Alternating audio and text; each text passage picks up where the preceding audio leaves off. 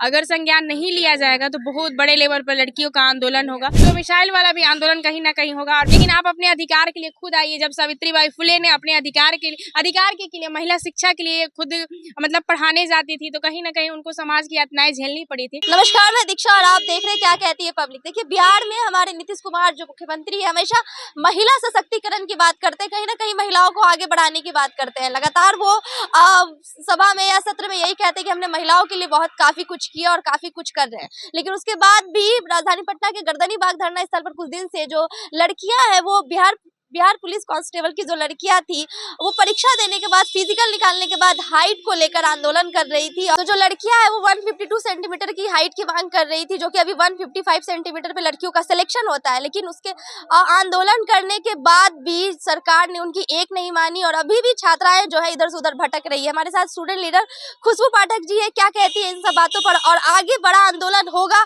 या फिर जो मांग है लड़कियों की वो दब के रह जाएगी? जी बिल्कुल, कल मुख्यमंत्री जी के पास हम लोगों ने अपना लेटर पहुंचा दिया है, रिसीविंग में मिला हुआ है, तो उन्होंने बोला है कि संज्ञान लिया जाएगा। लेकिन हम लोग वेट कर रहे हैं कि कब तक संज्ञान लिया जाता है। अगर संज्ञान नहीं लिया जाएगा तो बहुत बड़े लेवल पर लड़कियों का आंदोलन होगा और शांतिपूर्ण तरीके से गर्दनी बाग धरना स्थल पर होगा। दूसरी बात कि अभी चुनावी माहौल है और सरकार कहती है कि बेटियों के लिए हम बहुत सारी योजनाएं चलाते हैं। सही भी है, बहुत बड़ी वैकेंसी भी देखने को मिल रही है। तो लड़कियां चाहती है कि हाइट कम हो। डोमिसाइल का भी मैटर है कि बाहरी लोग आकर यहाँ मजा मार के निकल जाते हैं। तो डोमिसाइल वाला भी आंदोलन कहीं ना कहीं होगा और बिहार सरकार से विनम्र निवेदन किया जा रहा है कि सर बात को मान जाइए। और लड़कियों जैसे में फॉर्म भरने का डेट भी आगे कर दिया गया है बिहार पुलिस का। एज में भी लड़कों को छूट चाहिए, 1/1/2023 चाहते हैं कि लड़के की डेट हो। तो कहीं ना कहीं सरकार को बात को माननी चाहिए और फॉर्म भरने का डेट भी आगे बढ़ गया है।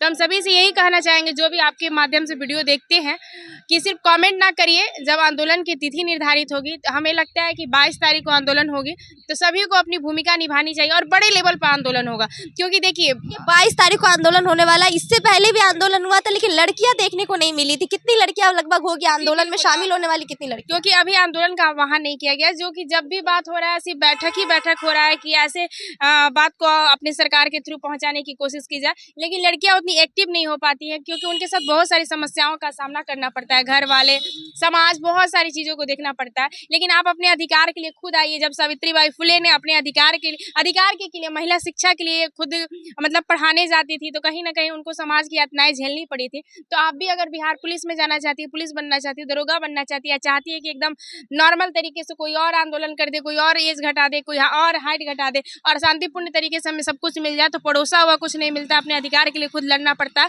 आप लोग आइए, अपनी भूमिका को दिखाइए और तभी आपकी बात को मानी जाएगी। अभी हम लोग सरकार का वेट कर रहे हैं कि उधर से हम लोग को क्या मतलब उधर से इन्फॉर्म किया जा रहा है। अगर 22 तारीख से पहले अच्छा इन्फॉर्मेशन आ जाता तो अच्छी बात है, नहीं तो फिर आंदोलन होगा। अदर स्टेट में भी देखा जाता है कि हाइट को लेके अभी छूट दी गई है। झारखंड में भी 150 सेंटीमीटर 148 सेंटीमीटर से भी लड़कियों का सिलेक्शन हो रहा है।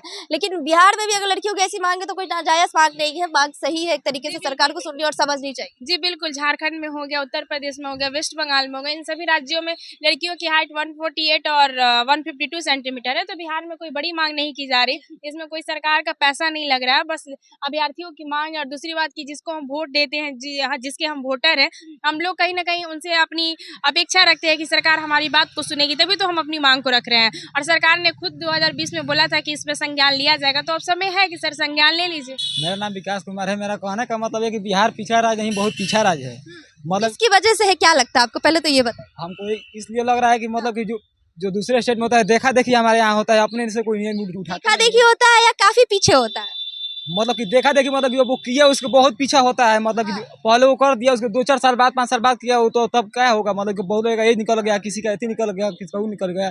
देखिए झारखंड में 41 हो गया लड़कियों का हाइट, मतलब कि यहाँ बोला गया 55 से घटे नहीं रहा है, तो यहाँ घटाना चाहिए ना।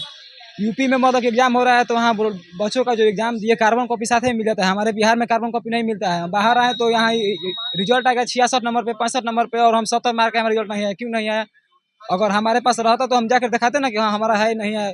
फिर हम फिजिकल दे के आते हैं तो लड़कों का मतलब कि जो मेरिट आता है मतलब को मार्क्स दिखाता नहीं है गेट पास पे। आपने दिया, फिजिकल दिया, एग्जाम दिया, निकल गया, किस वजह से सिलेक्शन नहीं हुआ आपका? हम मध्य निषेध में मतलब कि 687 पोस्ट में थे, तो हम लोग छट गए थे एनसीएल की वजह से।